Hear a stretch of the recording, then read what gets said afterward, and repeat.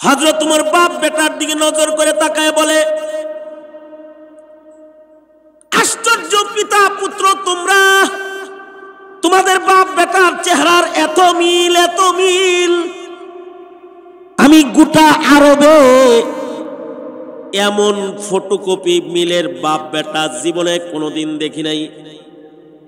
হযরত উমর বলতেছেন, বাপেরে দেখা তোমরা বাপ বেটা যেরকম একজন আর একজনের মাসিল মিল, এমন মিলের বাপ বেটা আমি জিন্দগিতে গোটা আরবে কোনোদিন দেখি নাই। মানে বাপে কয় কি, আমিরুল মুমিনিন, আমরা বাপ বেটা দুইজনের চেহারার মিলটাই দেখলেন, আমাদের আর কিছু কি আপনি শুনবেন না যে এ বাচ্চাটা আমি কেমনে পাইলাম, এটা কি একটু শুনবেন না? ইন্না হাযাল গুলাম লাহু কিসসাতুন আজীবাতুন। বাপে কয়, আমার এই সন্তানটার একটা আশ্চর্যজনক প্রাপ্তিক ইচ্ছা আছে, সেটা কি আমি আপনার কাছে বর্ণনা করব গো আমিরুল মুমিনিন। হযরত ওমর বললেন, শোনাও তোমার কি কাহিনী। লোকটা বলে, আমিরুল মুমিনিন, বিয়ে করলাম, আমার বিবির পেটে বাচ্চা চলে আইলো। আমার বিবির পেটে আমার বাচ্চার বয়স যখন ৬-৭ মাস, ওই সময় হঠাৎ করে যুদ্ধের আহ্বান চলে আসলো, হাইয়া আলাল জিহাদ। আমিরুল মুমিনিন গো, যুদ্ধের আজান শোনার পরে সাথে সাথে নিজের বিবি বাচ্চা ফেইলা যুদ্ধের জন্য আমি রওনা করতেছি। ঢাল তরবারি লইয়া আমি দাঁড়ায় গেছি, যুদ্ধের সাজে সজ্জিত হয়ে আমি যুদ্ধে যাব। বিবি আমার সন্তান পেটে দাঁড়ায়া আমার সামনে দাঁড়ায় বলে, স্বামীহি যাইতেছেন আল্লাহর রাহে যুদ্ধ করার জন্যে, শহীদ হইবেন নাকি গাজী হইবেন জানেন হলেন স্বয়ং আল্লাহ, কিন্তু আপনার একটা আমানত আপনি আমার পেটে রেখে যাইতেছেন। মুজাহিদ মুমিনদের দোয়া কবুল হয়। ওগো স্বামী, নিজের এ সন্তানটার জন্য যুদ্ধে যাওয়ার আগে কমাস কম একটু দোয়া করে যান। দেখবেন দাওয়াত ও তাবলীগের গাছ যখন বাইর হয় তখন দোয়া কবুল হয়। এই কারণে দিনের রাস্তায় বের হওয়ার আগে দোয়া কবুল হয়, এ কারণে বের হওয়ার আগে দোয়া করে, আগে দোয়া কইরা তারপরে বাইর হয়ে যায়। যে কোনো দিনই সফরের আগে দোয়া করলে দোয়া কবুল হয়। এই মুজাহিদও আল্লাহর আদালতে দোয়া করুক, এটা তার বিবি চায় যে আপনি মুজাহিদ ফি সাবিলিল্লাহ। জানি না গাজী হইয়া ফেরত আসবেন নাকি শহীদ হইয়া আল্লাহর জান্নাতে চলে যাইবেন। কম আজ কম আপনার রেখে যাওয়া আমানত সন্তানটার জন্য নিজের মুখে একটু দোয়া দিয়া যান। হযরত উমর শুনতেছেন, বাপ বলে, ওগো আমিরুল মুমিনিন, আমার বিবি আমার কাছে দোয়া চাইলে আমি আমার বিবির পেটে হাত রাখলাম, আমার বিবির পেটে হাত রাখা বললাম, আল্লাহুম্মা ইন্নী আস্তাউদিউল্লাহ মা ফি বাতনিক, ইন্নী আস্তাউদিউল্লাহ মা ফি বাতনিক। এই বিবি, তোর পেটে আমি আমার যে সন্তান রেখে গেলাম, আমার সন্তানটাকে আমি আমার আল্লাহর কাছে দিয়ে গেলাম। আমার আল্লাহ আমার সন্তানের হিফাজতকারী হবেন। পেটে হাত দিয়ে এ দোয়া কইরা মুজাহিদ বলে, আমিরুল মুমিনিন, আমি যুদ্ধের ময়দানে চলে গেলাম, কিন্তু আশ্চর্য, যুদ্ধ চলছিল। 1-2 মাস পরে খবর পেলাম বিবি আমার ইন্তেকাল করেছে, আমার বিবিকে আল্লাহ তাআলা লয়ে গেছে। আশ্চর্য হলো, বিবি মারা গেছে কিন্তু তার সন্তানটা প্রসব হয় নাই, সন্তান পেটের ভেতরেই আছে। মাসআলা মাফিক, মা সন্তানকে এক কবরে দাফন করা হয়েছে। মায়ের পেটে সন্তান আর মা মরে গেছে, সন্তান সহ আমার বিবিকে দাফন করা হয়েছে। আমি যুদ্ধ শেষ করে কয়েক মাস পরে বাড়িতে আসলাম। বাড়ি আসার পরে এলাকার লোকেরা কয়, গেলা তো যুদ্ধে কিন্তু তোমার বিবি তো মারা গেল। আমরা এলাকাবাসী ভয়ে তোমার বিবির কবরের কাছে যাই না, কারণ রাতের গভীর রজনীতে তোমার বিবির কবরের ভেতরে আগুনের ফুলকি উঠতে দেখা যায়। অর্থাৎ রাতের গভীরে দেখা যায় যে তোমার বিবির কবরে আগুন জ্বলে, আগুন দেখা যায়। লোকটা বলতেছে আমিরুল মুমিনিন, আমি চিন্তায় পড়ে গেলাম। না না না, এমন হওয়ার কথা না, কারণ আমার বিবি নেককার, আমার বিবি আবেদা সালেহা কানেতা জাহেদা মুমিনা আশিকা। একটা নেককার রমণীর যত গুণ আছে সব আমার বিবির ভিতরে আছে। নামাজ পড়ে, নফল রোজা রাখে, আল্লাহর হুকুম মানে, আল্লাহর হুকুমের বাইরে সে কখনো চলে না। এরকম একজন আবেদা মানুষের কবরে আগুন জ্বলে হইতে পারে না। আর আল্লাহ তাআলা তাকে শহীদি মরণ দান করেছেন। হুকমান সে শহীদ, কারণ হলো তার পেটে বাচ্চা থাকা অবস্থায় সে শাহাদাত বরণ করে মরেছে। শহীদের কবরে কেমনে আগুন হয়? যে নারী প্রসব বেদনায় মারা যায় অথবা সন্তান পেটে মারা যায় সে তো হুকমান শহীদ। তার কবরে কেমনে আগুন হয় এটা আমার বুঝে আসতেছিল না। আমিরুল মুমিনিন গো, রাতের বেলায় নিজের বিবির কবরের হালত দেখার জন্য আমি একদিন রাতের বেলায় গভীর রাত্রিতে গুরুস্থানে চলে গেলাম। দাঁড়ায় রইলাম কবরস্থানে। হঠাৎ করে দেখি আমার বিবির কবরটা ফেটে গেল, আর আগুনের ফুলকি উপর থেকে নিচের থেকে উপরের দিকে উঠতেছে দেখা যায়। আমি ভয় পেয়ে গেলাম, দেখার জন্য কাছে গেলাম। কি আগুন এটা জ্বলবার লাগছে? ওগো আমিরুল মুমিনিন, কাছে যায় আশ্চর্য দেখতে পাইলাম ওটা কোনো আযাবের আগুন না, ওটা একটা বাতির আগুন, যেটা ঘরের ভেতরে আলোর জন্য কুদরতি ভাবে আল্লাহ জ্বালাইছে। কিন্তু কখনো কখনো বাতাস লাগলে এই বাতির আগুনগুলো কবরের উপরে উঠা যায়। আমি কাছে যাইয়া দেখি আমার বিবি আমার সন্তানরে বসে বসে দুগ্ধ পান করাইতেছে। আমি কবরের পারে দাঁড়াইলে আমার বিবি সন্তান কোলে কোলে বলে, স্বামী নিজের সন্তানের লেগে দোয়া করলা, নিজের বিবির জন্য দোয়া করার কথা ভুলে গেলা। সন্তান আল্লাহর কাছে দিয়া গেছিলা, এই যে নাও তোমার আমানত, তোমার মনিব আমারে ফেরত দিতে কইছে, এই যে নাও লয়ে যাও।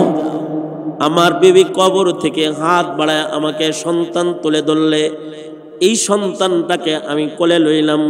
বিবি আমার বলে, স্বামী গো, সন্তানের লেগে দোয়া করলা কিন্তু নিজের বিবির জন্য দোয়া করলে না। যদি বিবির জন্য দোয়া করতা তাহলে যুদ্ধের ময়দান থেকে আইসা নিজের বিবিরেও পাইতা। ছেলের লেগে দোয়া করছো, ছেলে পাইছো, বউ পাইলা না। এই কথাটা বলার সাথে সাথে কবরের মাটিটা মিশে যায়, কুদরতি ভাবে বন্ধ হয়ে যায়। সন্তান আমার কোলে, অর্থাৎ আমিরুল মুমিনিন, আমার এই সন্তানটা এমন সন্তান যেটা আমার দুয়ার বদলায় আল্লাহ হেফাজত করেছে। যে সন্তানের জন্ম হয়েছে কবরের ঘরের ভিতরে, আর তার চতুর্পাশে নিগরানি করছে নার্স হলো ফেরেশতারা। আর জন্মের পরে তাকে তার মা জান্নাতি মায়ের দুধ খাওয়ায়া পালছে। যুদ্ধের থেকে আসার পরে আমার সন্তান আমাকে আল্লাহ তাআলা আমানত দিয়েছে। দেখেন না সন্তান আর আমার ভেতরে কত মিল। আল্লাহু আকবার কবীরা। আল্লামা খারায়েতি বলে, ইমাম তাবারানি বলে, মানুষের দোয়া আল্লাহর কাছে এমনই, যদি মানুষ চাওয়ার মতো আল্লাহর কাছে চায়, যেমন দোয়া করছে তেমন দোয়া আল্লাহ তাআলা কবুল করছে। কিন্তু আমাদের দোয়া কিন্তু কবুল হয় না। কারণ কি আমাদের দোয়া কবুল হয় না? কারণ আমরা বেনামাজি, কারণ আমরা রোজা রাখি না, আমরা পর্দা করি না, আমরা নবীর সুন্নত মানি না, আমরা ইসলামকে মূল্যায়ন করি না, আমরা দলকে মূল্যায়ন করি, দিনকে মূল্যায়ন করি না, আমরা ব্যবসাকে মূল্যায়ন করি কিন্তু ইবাদতকে মূল্যায়ন করি না, আমরা চাকরিকে মূল্যায়ন করি কিন্তু ধর্মীয় দায়িত্বকে মূল্যায়ন করি না, আমরা নেতাকে মূল্যায়ন করি কিন্তু নবীরে মূল্যায়ন করি না। আমরা যদি নবী মূল্যায়নকারী মুমিন হতাম 90% মুসলমানের দেশে আজও কাদিয়ানীরা মাথা উঁচা করে দাঁড়াইতেই পারতো না, দাঁড়াতে পারতো না। আমরা ওটা পারি না। আমরা নেতার মূল্য যত বুঝি, নবীর মূল্য তত বুঝি না। দলের মূল্য যত বুঝি, ধর্মের মূল্য তত বুঝি না। যেই জাতি ধর্মের মূল্য বুঝে না, নবীর মূল্য বুঝে না, দ্বীনের মূল্য বুঝে না, ইবাদতের মূল্য বুঝে না, তাদের দোয়া কবুল হবে কেন? কি কারণে তাদের দোয়া কবুল হবে? এ কারণে আমাদের দোয়া এখন আর ওইরকম কবুল হয় না। তারপরেও মানব জীবনের কোনো দোয়া বিফল যায় না। এটা একটা কথা। তাই এখন আমার মনে মনে ভাবতে পারেন, হুজুর আমাদের দোয়া যেহেতু কবুল হয় না, তো দোয়া ডিলেট পজিশন, দোয়া বাদ, আর দোয়া করতাম না, যেহেতু আমগর দোয়া কি হয় না, কবুল হয় না, আমরা আর দোয়া কালাম করতাম না। না, কিছু দোয়া আছে নগদ কবুল হয়। আগের যুগের মুসলমানদের ইমানের পুখতিগের কারণে তাদের দোয়া নগদ কবুল হইতো। আল্লাহু আকবার। তারা তো পুখতা মুমিন ছিল, এ কারণে তাদের দোয়া নগদ কবুল হইতো। যেমন বনি ইসরায়েলের 3 দল পাহাড়ের ভিতরে আটকা পড়ছে। বুখারী মুসলিম হাদিসের কিতাবের ভিতরে হাদিসুল গার শিরোনামে আছে যে ঝড়ের ভিতরে আটকা পড়ছে আর পাথর চাপা পড়ছে। তাদের দেহে শক্তি নাই, পাথর সরায়। দোয়া করে, আল্লাহ সরাও না। এক একজন নিজ নিজ নেক আমলের উসিলা দিয়ে দিয়ে দোয়া করে। আশ্চর্য দোয়ার অলৌকিক পাওয়ার। এক একজনে দোয়া করে আর পাথর একটু একটু করে সরে। আল্লাহু আকবার। জোরে করে বলেন, আরো জোরে আওয়াজ করে বলেন, জোরে বলেন আল্লাহু আকবার। এবং এই 3 জনে দোয়া করেছে, তাদের দোয়ার ধাক্কায় লক্ষ টন ওজনের পাথর গুহার মুখ থেকে আল্লাহ তাআলা সরায় দিছে। দোয়ার পাওয়ার। আগের যুগের মানুষ আল্লাহর কাছে মুখ ফুটা যা চাইতো, যে আল্লাহ এটা দেন, তো আল্লাহ এটা দিত। যা চাইতো তাই দিয়ে দিত আল্লাহ তাআলা।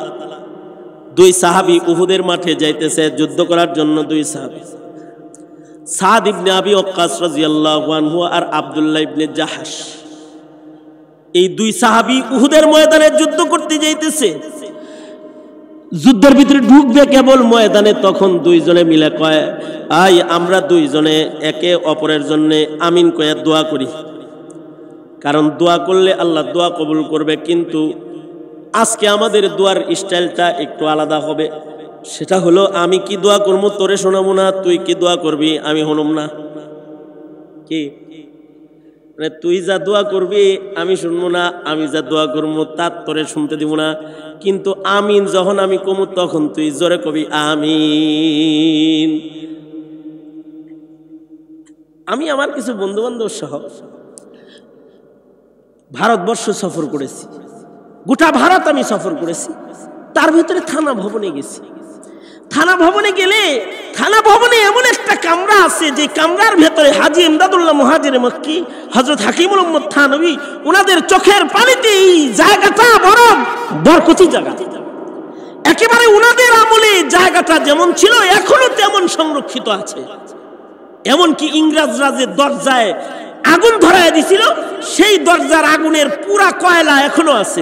কিন্তু দরজা ভাঙে ভিতরে ঢুকে দেখে যে কেউ নাই। ইংরেজরা ভাগিয়ে গেছে। পরের লোকজন আয়া দেখে যে হাজী সাহেব সেজদায় পড়ে রয়েছে, কিন্তু ইংরেজরা সহে দেয় না। ঘরের ভিতরে কিন্তু হাজী ইমদাদুল্লাহ মুহাজির মক্কি আছে, কিন্তু ইংরেজরা চোখে দেখতেছে না ওনাকে। এইরকম দোয়া কবুলের জায়গা হলো ওই রুমটা। নাম বললে আপনারা অনেকে চিনা লাইবেন। আমরা কয়েকজনে মিলে বললাম যে, এই একসাথে সব ঢুকা যাবে না, সিঙ্গেল সিঙ্গেল ঢুকবো, আর যার যার দোয়া সেই করব। আমাদের সাথী 2-3 জন এরা ঢুকছে বাইরেছে, ঢুকছে বাইরেছে। এক একজনের দোয়া আর শেষ হয় না, লম্বা লম্বা দোয়া করতেছে এক একজন। আমার সিরিয়াল আইছে, আমি ঢুকছি। আমি ঢুকে কয়েক মিনিটের ভিতরে বাইরে চলে আসছি। এই 1.5 মিনিট 2 মিনিটের ভিতরে বেরিয়ে চলে আসছি। মানে ওরা কয়, কি তুই শর্টকাটে কি দোয়া করলা? এটা তো শর্ত ছিল না, একজনের দোয়া তো আরেকজন শোনানো যাবে না। আপনাদের দোয়া তো আমি শুনতে চাই না, আপনারা তো লম্বা লম্বা দোয়া করছেন। তুমি কি দোয়া করছি এত শর্টে মেরে দিলা? তোমার দা কও দিই।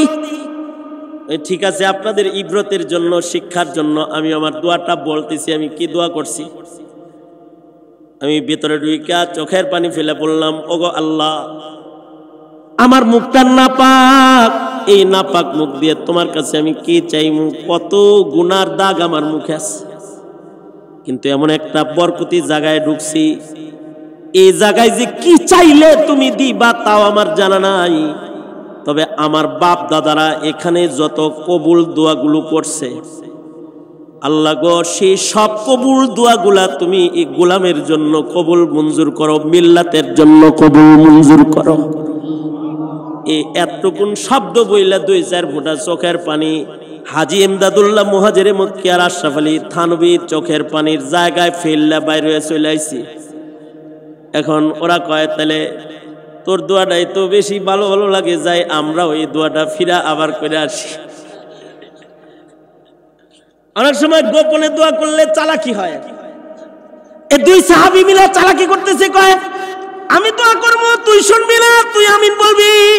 তুই দোয়া করবি, আমি শুনবো না, কিন্তু আমি আমিন বলবো। 2 জনে মিলে দোয়া শেষ করছি।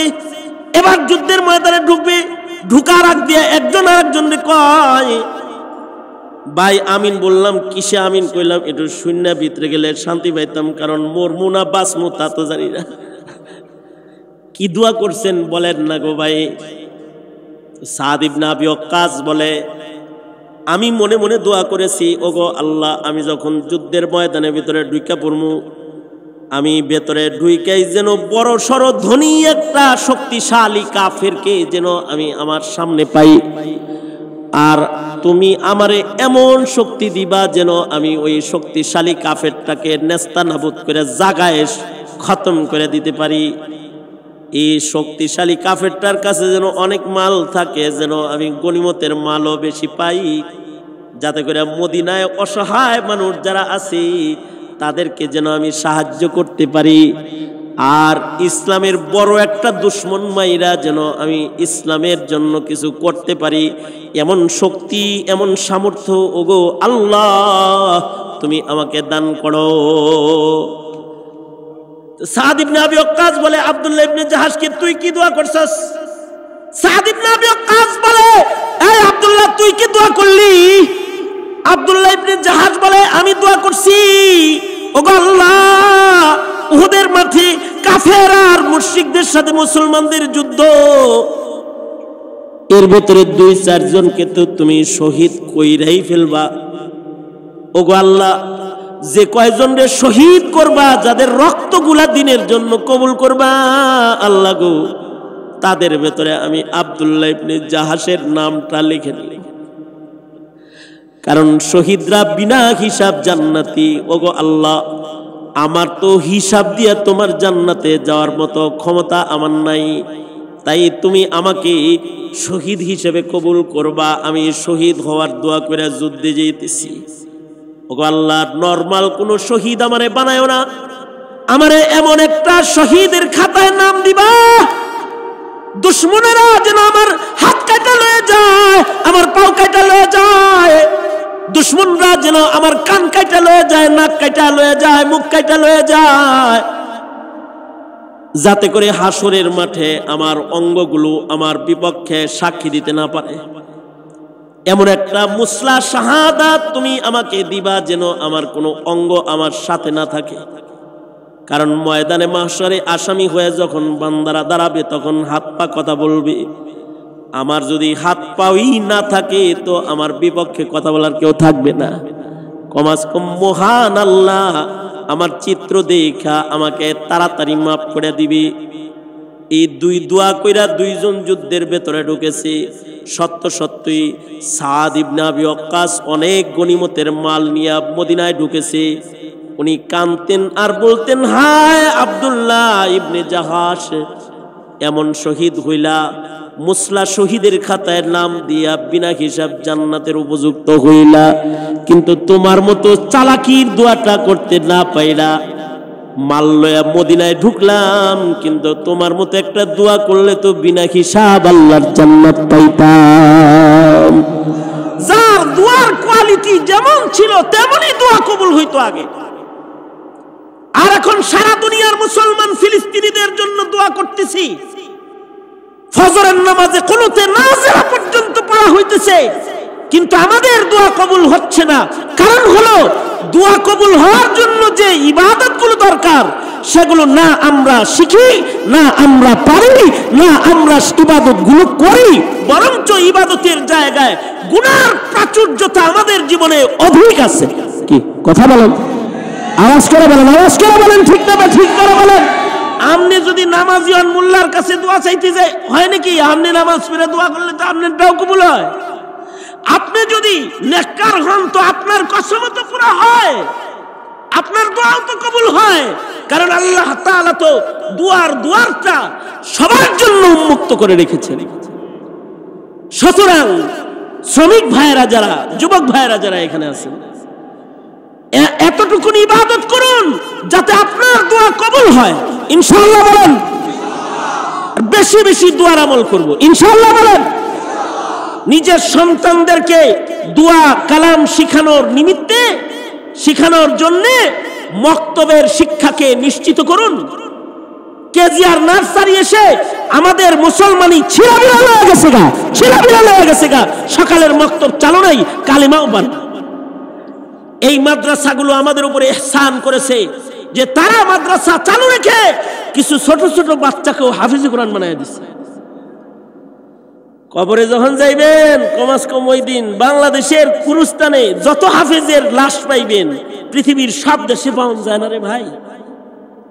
কমাস কম কবর জগতে যখন ঘুমাইবেন তখন ওই গুরুস্থানের হাফেজের কবরের কারণে নাজাত পাইবেন, গুরুস্থানে আলেমের কবর থাকার কারণে নাজাত পাবেন।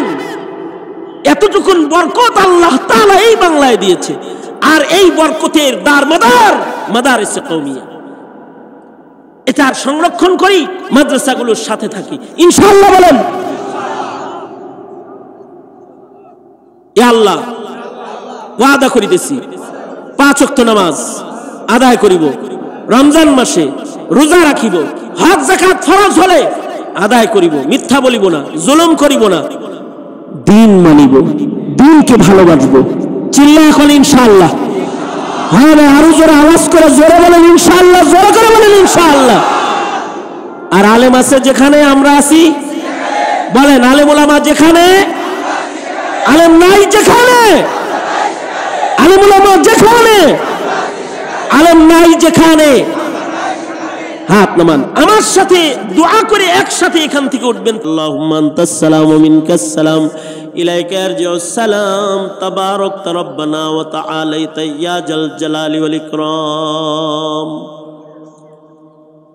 রব্বে কারীম, রাত 1টা বেজে গেছে, তোমার বান্দারা বসে রয়েছে। তোমার কাছে দুয়ার ফজিলতের উপরে কয়টা কথা বলছি আল্লাহ। তোমার বান্দারা জমে বসে বয়ান শুনেছে। আমি যদি আরো ঘন্টার পর ঘন্টা কথা বলতাম, তোমার বান্দারা শুনতো, তোমাকে ভালোবাসে, তোমার নবীকে ভালোবাসে। শ্রমিক মজুর কত কঠিন জিন্দেগি তাদের, রব্বে কারীম দ্বীনের দরদে মাহফিলে বসে রয়েছে। মুখ দিয়া যা উচ্চারণ করেছি সকল দাবি দাবাগুলো পূরণ করেছে। টাকা চেয়েছি, টাকা সাদাকা খায়রাত করেছে, দান করেছে। রাব্বুল আলামিন ভিক্ষুকের মতন 2টা হাত তোমার আদালতে কিবরিয়াতে বাড়ায় ধরেছি আল্লাহ। জিন্দেগীর সব গুনার জন্য অনুতপ্ত লজ্জিত হয়ে তোমার কাছে মাপ চাই। ওরে মালিক, জীবনের যত গুনাহ করেছি, ওগো আল্লাহ, আমাদের জিন্দেগীর সব গুনাহগুলো তুমি মাফ করে দাও আল্লাহ। জেনে না জেনে, অন্ধকারে আলোয় গোপনে প্রকাশ্যে যত পাপাচার করেছি ক্ষমা করে দাও। বেপানাহকে পানাহ দাও, বেরোজিকে রোজি দান করো, শান্তি দূর করে শান্তির ফয়সালা করে দাও। রব্বুল আলামিন, কার কি আশা, কার কি ব্যথা আল্লাহ সব তুমি জানো গো আল্লাহ। মেহেরবানি করে সবার মনের নেক আশাগুলো পূরণ করে দাও। বেপানাহকে পানাহ দাও, বেরোজিকে রোজি দাও, শান্তি দূর করে শান্তির ফয়সালা করে দাও।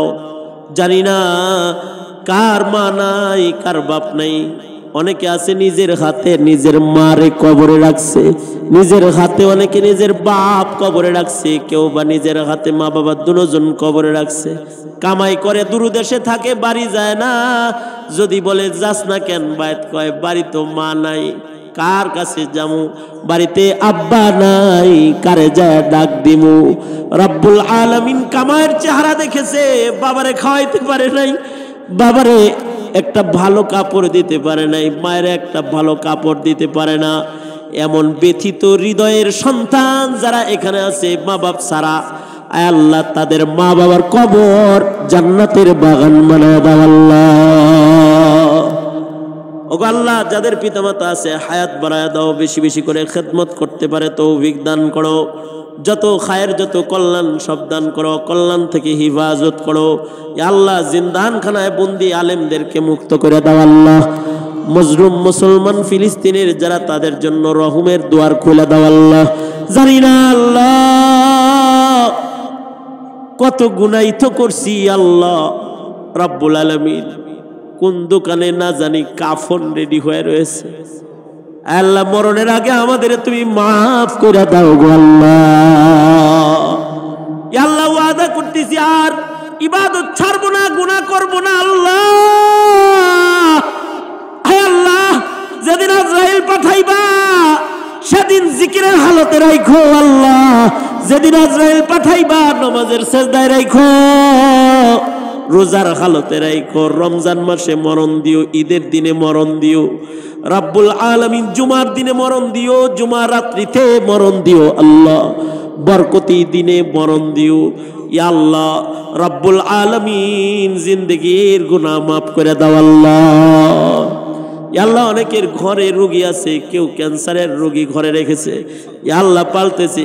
কেউ অনেকে অসুস্থ পিতামাতাকে পালতেছে রাব্বুল আলামিন। কারো ঘরে ইয়া আল্লাহ কঠিন বিমারির রোগে আক্রান্ত আছে, ও ডাক্তারের ডাক্তার মালিক, সবাইকে শিফা দিয়ে দাও আল্লাহ রাব্বুল আলামিন। এই মুহূর্তে বাংলার এক প্রান্ত হতে আমাদের সালাম প্যারা নবীর রওজায় হাতহারে পৌঁছায় দাও আল্লাহ। আল্লাহ, নবীর স্বপ্নে দেখায় দিও, নবীর কবর বারবার জিয়ারত করায় দিও, বাইতুল্লাহর তওয়াফ আমাদের করায়ও রাব্বুল আলামিন। ওগো আল্লাহ, কেমনে চাইলে যে তুমি দিবা তাও জানি না গো আল্লাহ, চাওয়ার ভাষা হারিয়ে ফেলেছি রাব্বুল আলামিন। কত কিছু বলার, সব বলার জবান নাই, সব বলার ভাষা নাই আল্লাহ, কিন্তু তুমি তো হৃদয়ের খবর জাননেওয়ালা আল্লাহ। মেহেরবানি করে আমাদের মনের বাসনাগুলোকে তুমি পূরণ করে দাও, না বলা কথাগুলোকে তুমি কবুল করে নাও রাব্বুল আলামিন। আমাদের আলো ইয়ালকে পরহেজগার নেককার বানায় দাও। আমাদের রক্তের ভিতরে বংশের ভিতরে কোনো নাফরমান পাঠাও না গো আল্লাহ। বড় আদর করে না বানাইছো, যেদিন ডাক দিবা জান্নাতি বইলা দেখো, দোজখী বইলা আবার ডাক দিও না। বড় আদর করে না বানাইছো, জাহান্নামী বলে ডাক দিও না। আদর করে মানুষ আল্লাহ বানায়া, কেমনি দিবা জাহান্নামে ফেলিয়া। মাফ কর, মাফ করো আল্লাহ বান্দারে, তুমি যদি মাফ না করো যাব কার কাছে। ইয়া আল্লাহ, জিন্দেগির সব গুনাহ মাফ করে দাও, মজমাকে কবুল করে নাও।